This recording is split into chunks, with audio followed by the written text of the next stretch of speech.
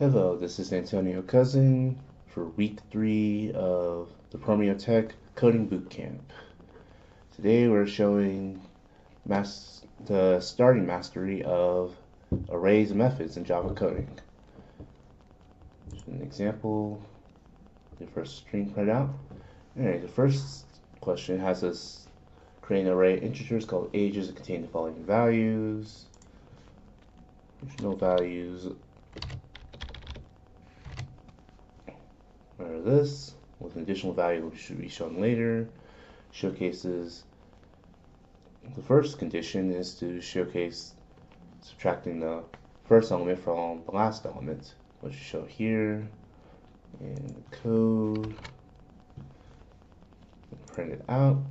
Showcases 3, which is the first, 93, which is the last. Now to showcase that dynamically, we're going to do this. And we're going to print it out again. As you see, it changes both the outcome and the last array, showcasing that this is correct.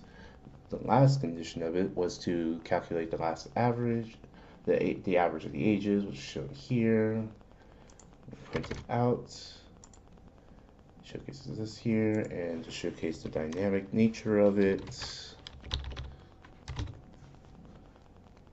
And print showcases an 8.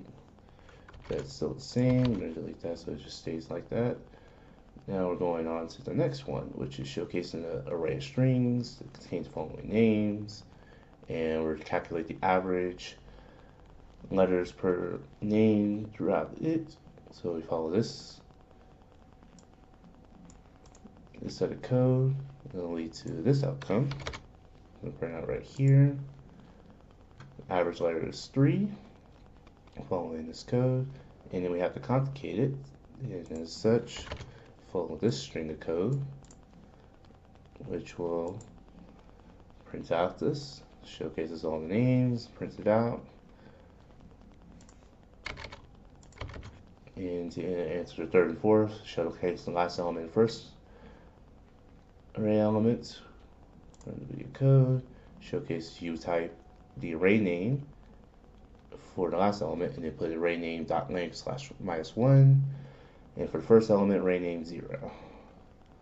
Now for prompt number 5, create a new array of interest called name lengths. It's based on a loop to iterate over what's in the previous name length, which is here, and put the length into it. So we follow this for you loop, which as it runs, it replaces the values with the length number from the previous one.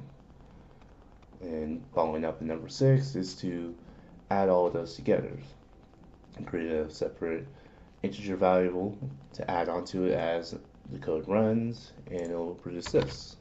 So we print out here, the total of all the characters together is 23.